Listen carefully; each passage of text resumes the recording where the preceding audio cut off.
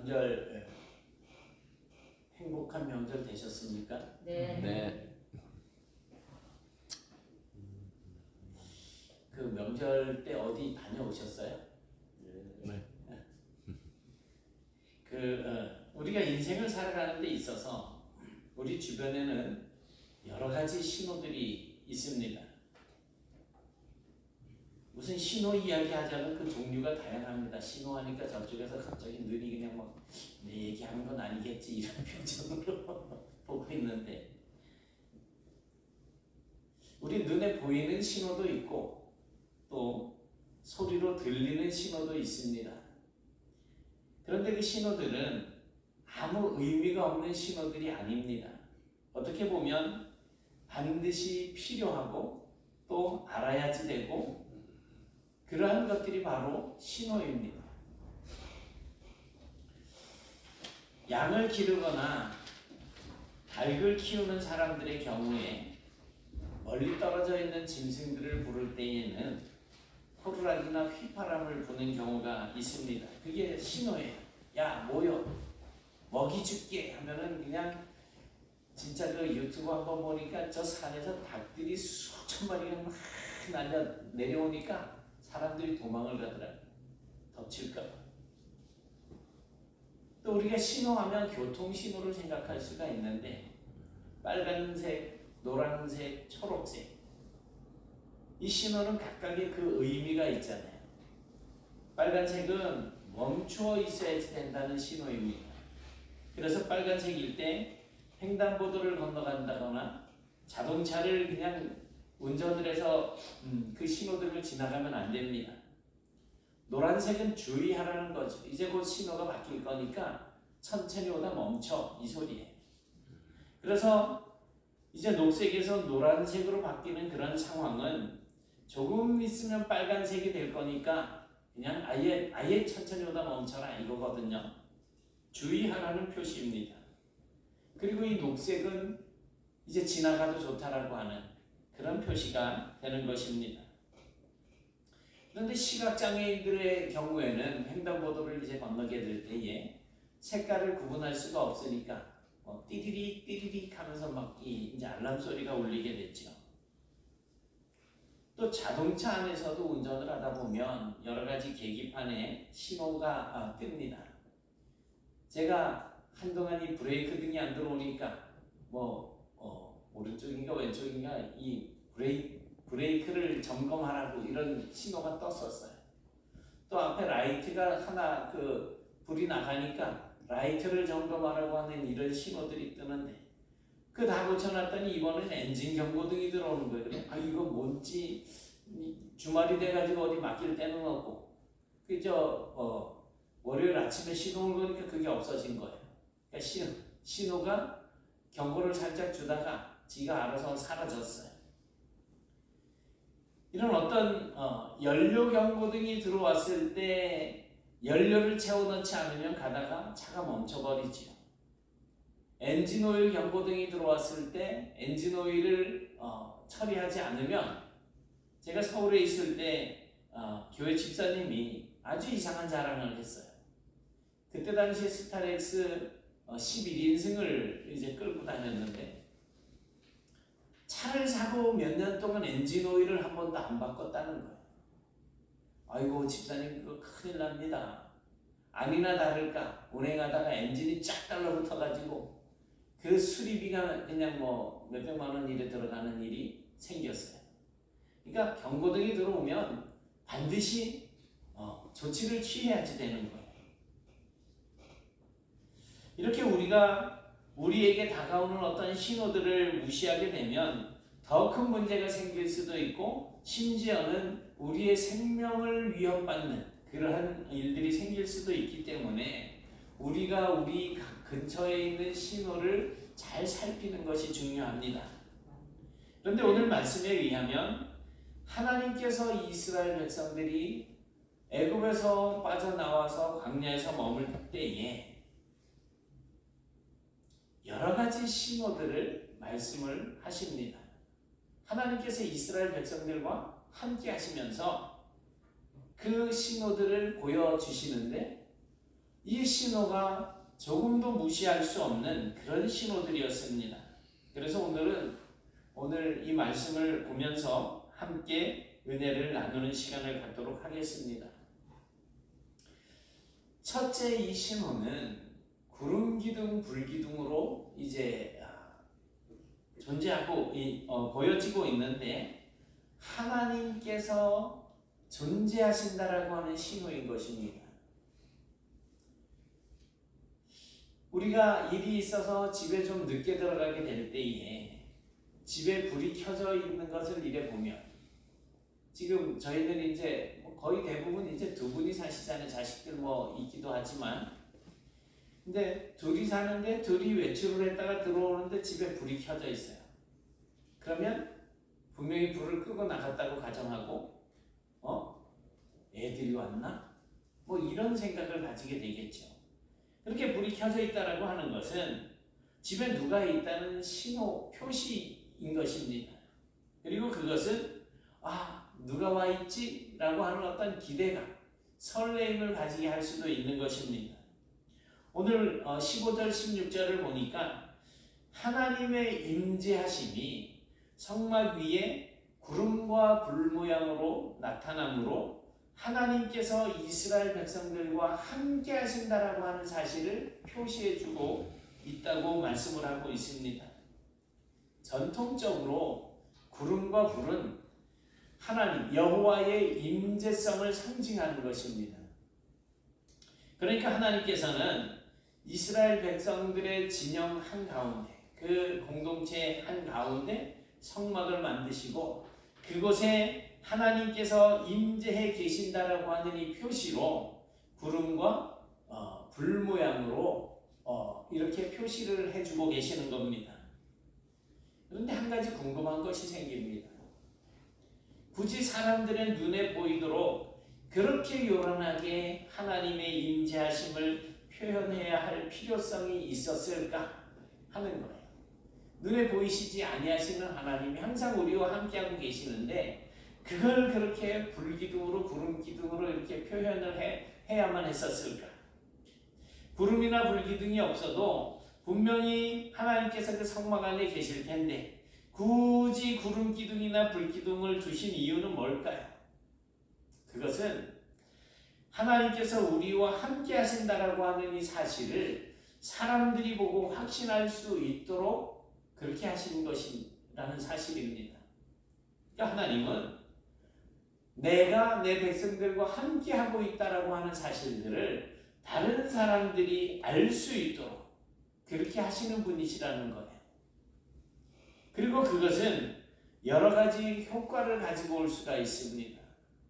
하나님이 나와 함께 하신다라고 하는 이 어떤 표식이 우리에게 주어질 때 안정감, 평안함, 기쁨, 그리고 천지 만물을 창조하시고 전지전능하신 그 하나님이 나와 함께 하실 때의 그 자신감, 그리고 희망, 이런 것들이 그 표식으로 말미암아서 우리에게 있게 된다는 것입니다. 어떻게 그런 것들이 생길 수가 있습니까? 하나님께서 우리와 늘 함께 하시기 때문에 그런 거예요. 어려운 일을 만난 아이가 제일 먼저 하는 행동이 뭘까요? 저거 타다가 확 자빠졌어요. 제일 먼저 하는 행동. 엄마. 네? 엄마 아빠 참. 난 자빠졌어. 이러면서 눈은 엄마가 어디 있는지를 찾으면서 엄마 있는 쪽을 향해서 소리를 지를 거예요. 그리고 엄마가 달려오면 손을 이제 서로 내밀어서 붙잡게 되겠죠. 그리고 엄마가 일으켜서 이 녀석 이러면서 엉덩이를 때리면서 왜 넘어졌어 이랬겠어요?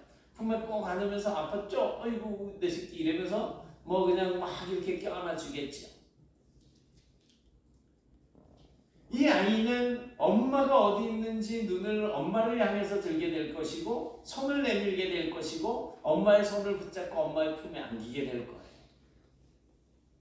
왜 그렇습니까? 엄마가 나를 도와줄 것을 알기 때문입니다. 이스라엘 백성들에게 어렵고 힘들고 고난스러운 그런 일들이 닥쳤을 때 그들이 제일 먼저 취해야지 될 행동도 바로 그 성막 위에 떠있는 구름과 불기둥을 보면서 하나님을 찾게 되는 거예요. 왜냐하면 자기들 진영 가운데 계시는 그 하나님께서 자기들을 도와주실 것이고 어떤 문제라도 해결해 주실 것을 알기 때문에 그들은 문제들이 자기들 앞에 닥쳐올 때마다 하나님을 바라보게 되는 것입니다. 그게 구름 기둥과 불 기둥이 그들에게 주어지는 그런 어떤 효과인 거예요. 만약에 눈에 보이는 구름과 불 기둥이 없었다고 한다면 그들이 하나님을 생각할 수 있었을까요? 그러나 그 구름 기둥과 불 기둥을 보는 그 순간 어떠한 두려운 문제라도 두려워하지 않을 수가 있습니다. 하나님께서 내 힘으로는 할 수 없지만 반드시 하나님께서 그 문제를 해결해 주실 것을 믿기 때문입니다. 유대 광야에서 목자들이 양을 칠 때 보통 이 목자들이 피리를 분다고 합니다. 이거는 실제로 그 목동을 찍은 사진이에요. 물론 하루 종일 무료한 시간을 달래기 위해서 그렇게 취미 생활을 즐기는 거라고 생각할 수도 있겠지만 꼭 그렇지만은 않습니다. 왜냐하면 이 양들의 입장에서 볼 때 목자가 부는 그 피리 소리가 지금 자기들 곁에 이제 들려오게 될 때는 자기들 곁에 이 목자 누군가가 있다라고 하는 이 목자가 있다라고 하는 신호가 되는 거예요. 피리 소리가 멈추면 양들이 얼마나 불안해할까요? 그래서 양들은 피리 소리를 들으면서 풀을 뜯다가 만약 자기들을 해치는 맹수가 나타난다든지 또는 위험이 닥쳐오면 그들은 일제히 피리 소리가 나는 곳, 목자가 있는 곳을 향해서 고개를 돌리고 목자에게로 달려가게 되어 있습니다. 그러면 목자는 즉시 양들에게로 달려가서 그 양들에게 닥쳐온 그 위험을 제거하게 되겠죠. 이처럼 들판에서 양떼를 치는 목자들이 피리를 부는 것은 전 세계적으로 훌륭한 피리 연주자가 되기 위한 연습이 아닙니다. 양들이 자기가 부는 그 피리 소리를 듣고 맹수들이나 어떤 위험으로부터 안정감을 가지도록 하기 위한 그러한 행동이라는 것입니다. 지금도 하나님께서는 예수 그리스도를 통해서 우리와 함께 계신다라고 하는 표시를 나타내고 계십니다. 그러므로 우리도 우리의 인생을 살아가면서 어떤 위기나 위험한 순간이 닥쳐온다면 우리와 함께 하시는 하나님의 임재의 상징성이신 예수 그리스도를 바라보면서 예수 그리스도를 통하여서 평안을 누리게 되시기를 기원합니다. 예수님이 하나님이 우리와 함께 하신다라고 하는 이름을 가지고 계시잖아요. 임마누엘. 그분이 우리와 함께 하실 때 그분을 바라보면서 아버지 하나님을 우리가 보게 되는 거예요. 그런가 하면 우리와 함께 하신다라고 하는 이 신호 말고 또 다른 신호도 있습니다.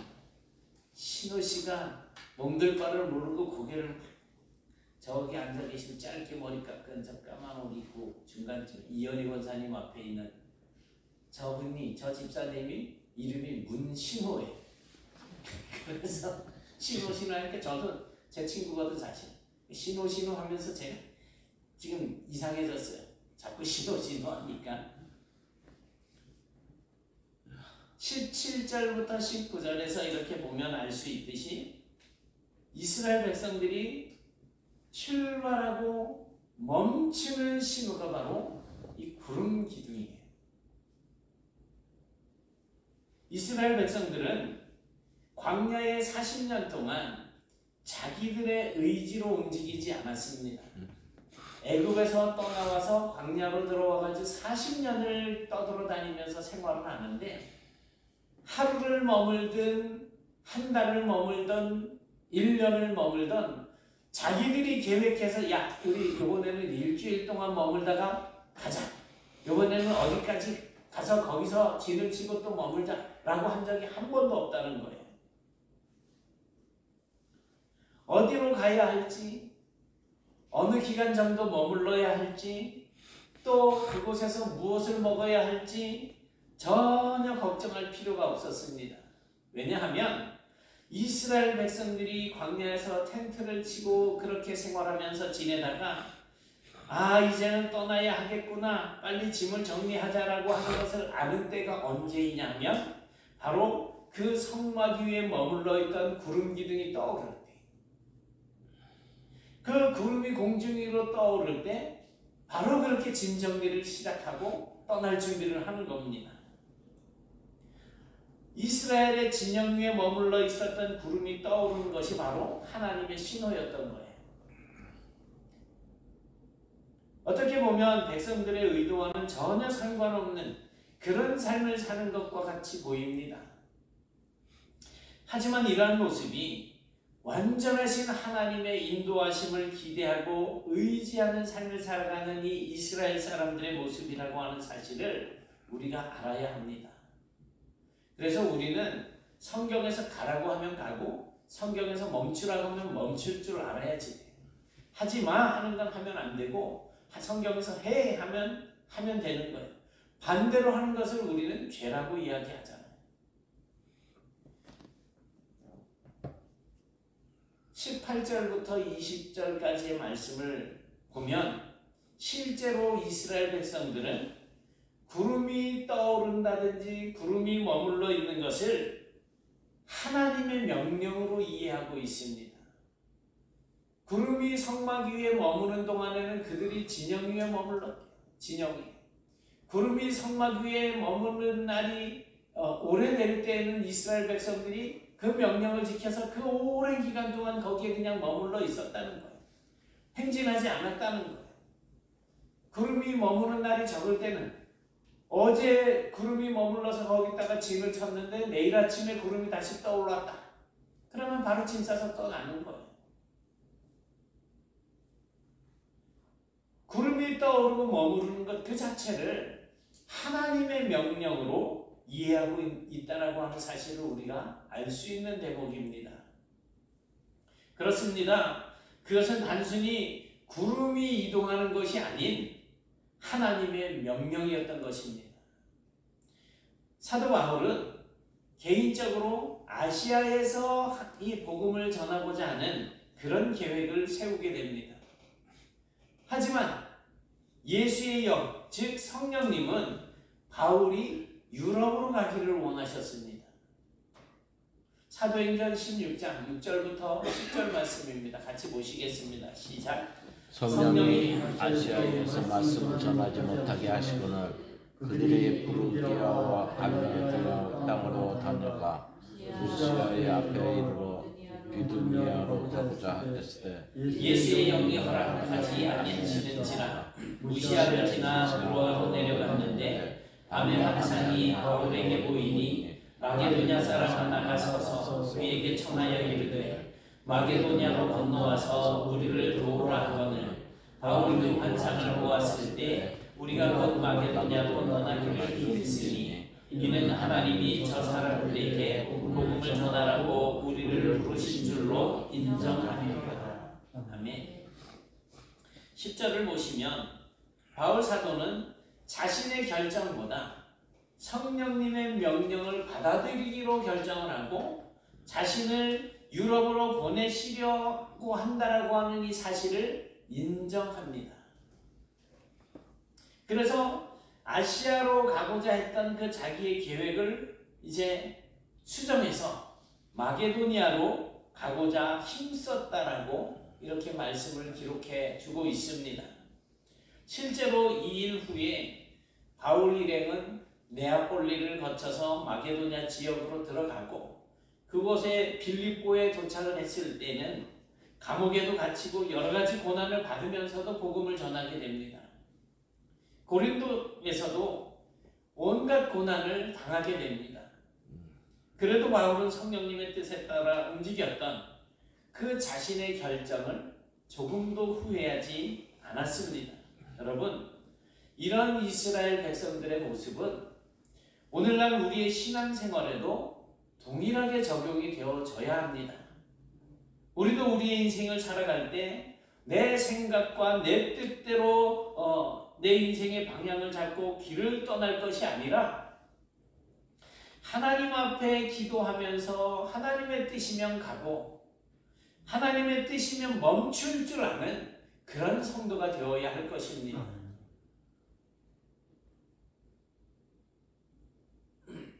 이 찬양을 우리 교회에서는 그렇게 많이 부르지 않아서 혹시 낯설 수도 있는데 소리엘 두 사람이 이제 부르는 그런 찬양이에요.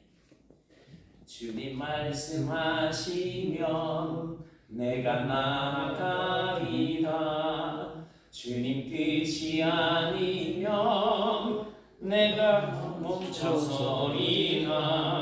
나의 가고 서는 것 주님 뜻에 있으니 오 주님 나를 이끄소서. 주님 말씀하시면 내가 나가리라. 주님 뜻이 아니면 내가 멈춰서리라. 나의 가고 서는 것 주님 뜻에 있으니 오 주님 나를 이끄소서. 뜻하신 그곳에 나 있기 원합니다. 이끄시는 대로 순종하며 살리니 연약한 내 영혼 동하여 일하소서. 주님 나라와 그 뜻을 위하여 뜻하신 그곳에 나 있기 원합니다. 이끄시는 대로 순종하며 살리니 연약한 내 영혼 동하여 일하소서. 주님 나라와 그 뜻을 위하여 오 주님 나를 이끄소서. 네. 여러분, 하나님의 신호에 민감하시기 바랍니다. 우리의 인생길에서 하나님께서 가라 하시면 가고 하나님께서 멈추라 하시면 멈출 수 있는 그 은혜가 누려지시길 기원합니다.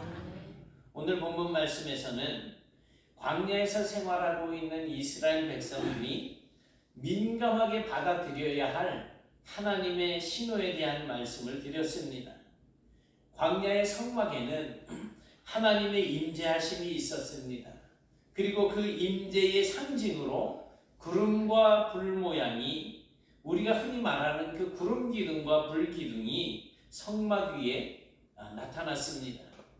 그것은 이스라엘 백성들에게 광야를 지낼 때 닥쳐올 수 있는 모든 종류의 위험과 그리고 두려움에 대한 보호의 신호였고 평안의 신호였습니다. 그리고 동시에 이스라엘 백성이 가고 멈춰야 하는 것에 대한 신호이기도 했었습니다. 오늘날을 살고 있는 우리 역시 우리의 인생을 살아갈 때 하나님의 임재하심과 신호에 대해서 민감하게 반응해야 할 필요가 있습니다. 모든 일을 우리의 생각대로 행동하고 처리하는 것이 아니라 마치 사도 바울이 그랬던 것처럼, 이스라엘 백성들이 그랬던 것처럼 기도와 말씀을 통하여서 하나님의 결정과 하나님의 명령에 민감하게 반응해서 오직 그 하나님의 뜻에 순종하며 따를 수 있는, 오직 하나님의 뜻대로 살아가실 수 있는 그런 저와 여러분들이 다 되실 수 있기를 주님의 이름으로 축원합니다. 사랑의 하나님 감사합니다. 오늘 저희들이 주님의 말씀을 듣습니다. 주께서 저 옛날 이스라엘이 광야에서 생활하던 그 시절 구름과 불 모양으로 성전 위에 임재하시고 그렇게 구름이 떠오를 때 이스라엘 백성들이 출발하고 구름이 머무를 때 그곳에서 그 기간이 얼마든지 간에 하나님의 명령으로 알고 순종하던 이러한 모습들을 봅니다. 하나님, 저희들도 예수 그리스도를 통하여서 우리에게 주어지는 주님의 말씀과 명령을 마음에 담게 하시고 항상 우리와 함께 하시는 하나님을 기대하며 또 바라는 삶을 살아갈 수 있도록 도와주시고 주님과 더불어서 저희들이 이 땅을 살아가는 모든 날 동안에 어떠한 문제와 어려움이 닥쳐온다고 할지라도 두려워하지 아니하고 놀라지 아니하고 강하고 담대함으로 그 모든 문제들을 해결해 주시는 주님과 함께 동행하는 삶을 살아갈 수 있도록 도와주옵소서. 그러한 저희들의 삶을 통해서 하나님께서 영광을 받으시고 온 세상 만민들에게 주님의 그 영광의 빛을 바라며 살아가는 저희들이 되게 하여 주시옵소서. 예수님 이름으로 기도드리옵나이다. 아멘.